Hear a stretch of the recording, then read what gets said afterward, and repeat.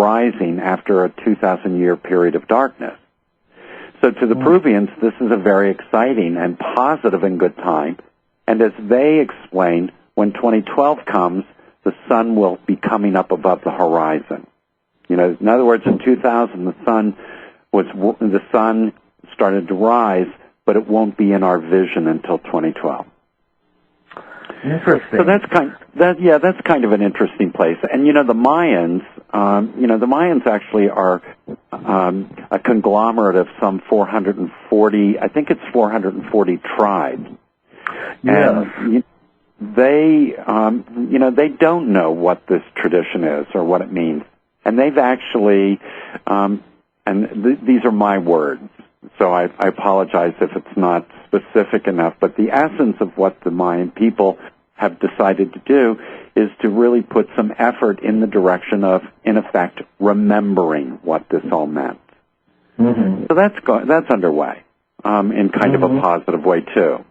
But I don't think that this is a cataclysmic time. I think it's a time of great change for the Earth. I've actually done a tremendous amount of writing. I write monthly columns, and I've been doing a lot on 2012 to really sort of create a counter-cultural, this is a good time. It's a great time to be alive, sort of that essence, where other people are certainly taking it in some other different direction. Yes, definitely. And also, some of us have been around for a while and, involved with this kind of slow awakening process.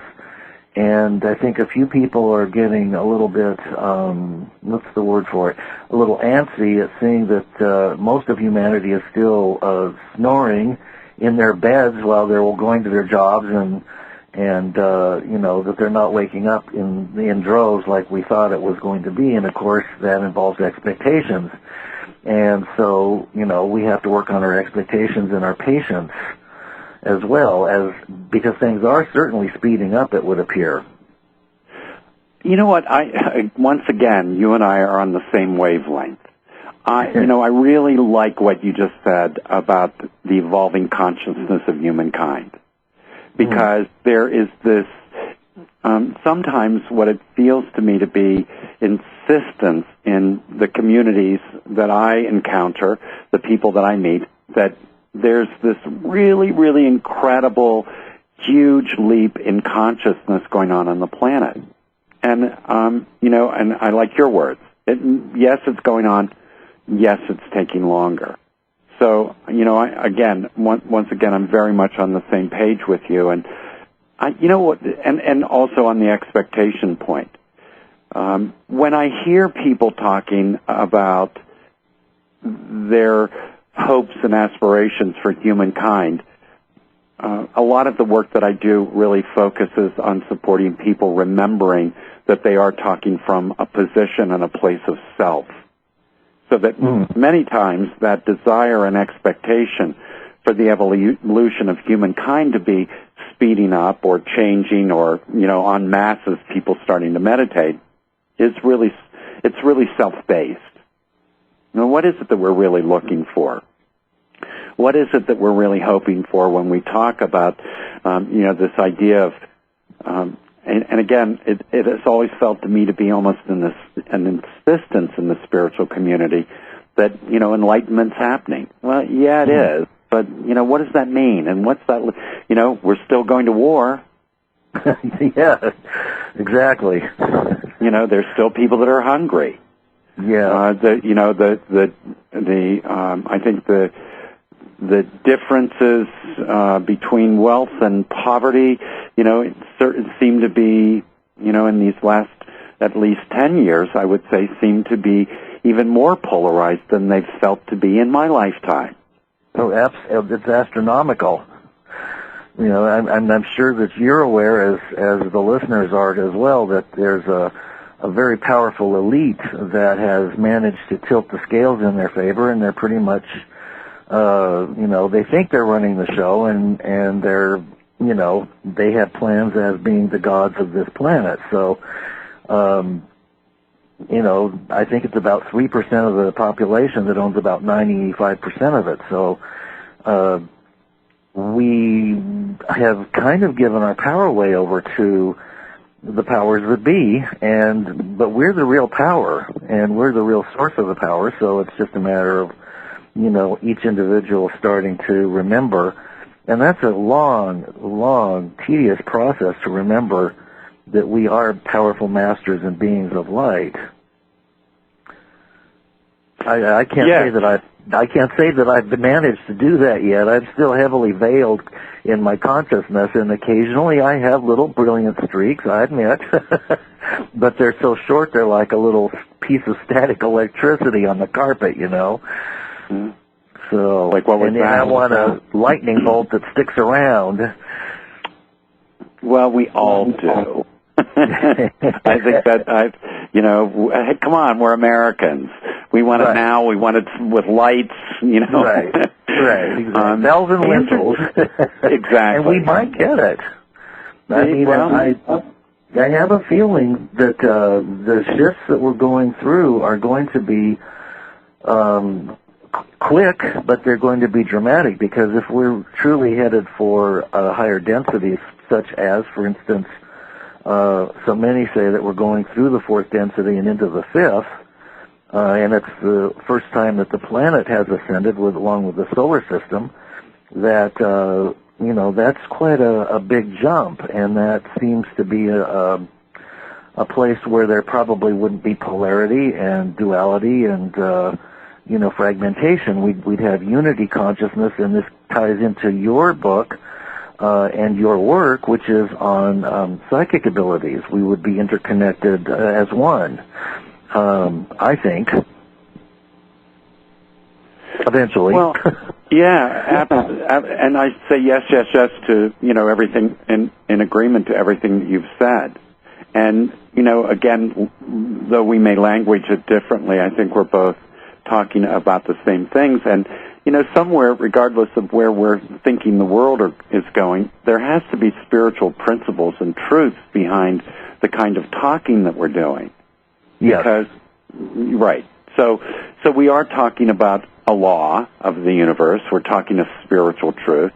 It wouldn't be and again, I always remind myself that I live in a very small portion or percentage of the world. The people that I encounter, many people who are my friends or I'm dealing with are like you, Lance, that, they're about the spiritual way, and they're about, their own personal path to enlightenment.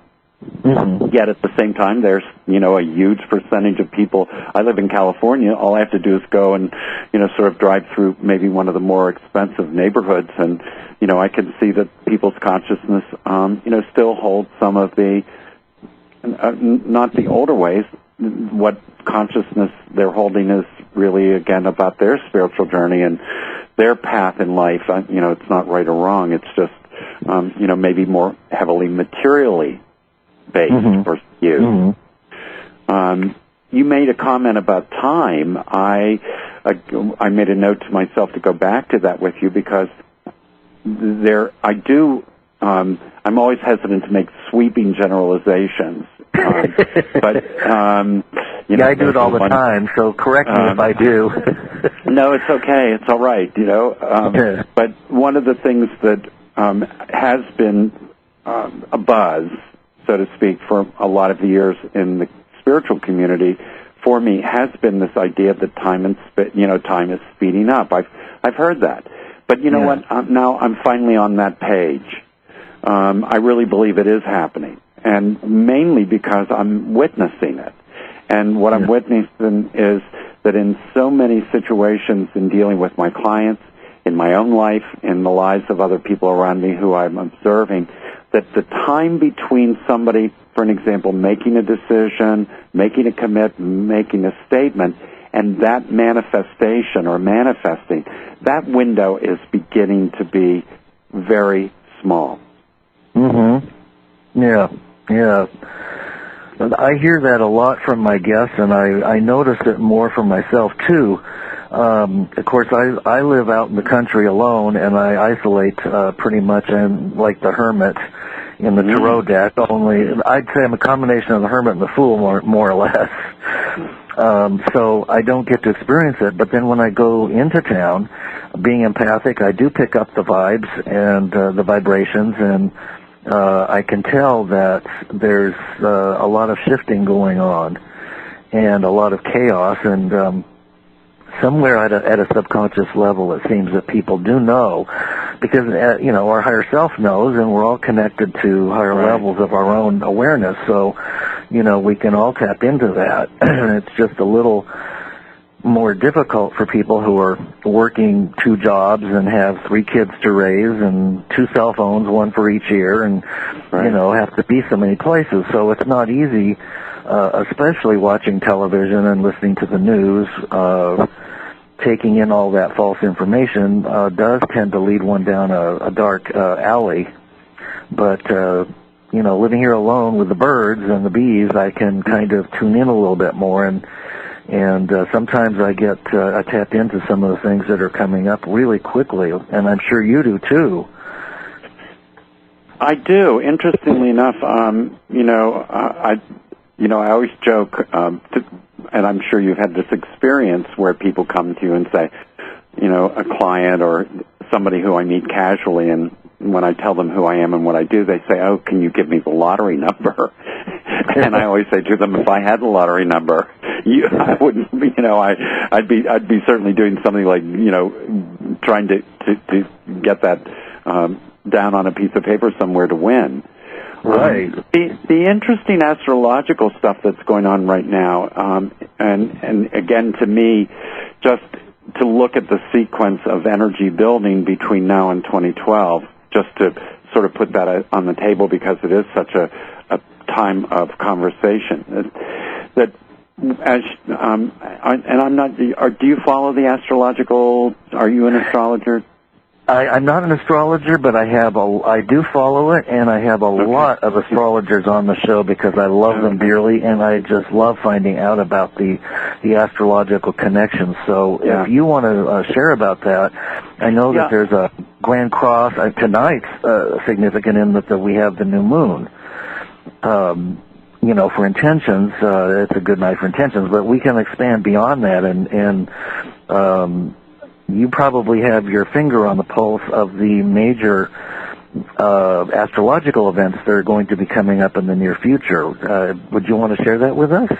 Well, I think and I always try to do this even with my clients, and that's to try not to get into any of the language, because the astrological lingo is pretty challenging sometimes. As I say, I've been studying astrology for about 30 years, and I'll always be a student.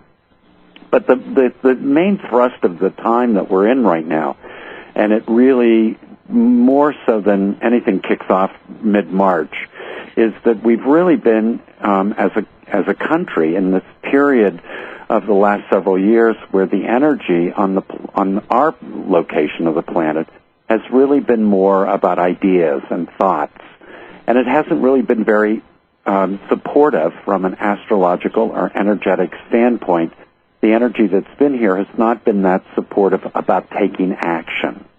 Mm-hmm. And so what these next months are really going to hold for us is this whole idea that not only are we going to be talking about the things that we could have, should have, would have, kind of done, but we're also going to find ourselves getting to those lists and now having some energy to support us taking action. And I'm already seeing this in my client base. I'm seeing it in my friends where, maybe over the years something has been kind of chronic for them that they, complain about. We all have friends and we all have those things that we feel that we, gee, I really should do something about this. I should make something different. I'm sure everybody listening is doing a little and to me the good news is that there's some energy certainly coming as the spring progresses to help us start to move forward and take action. Again, as I remind my astrological friends, that also there's a whole range of what that can mean. If we're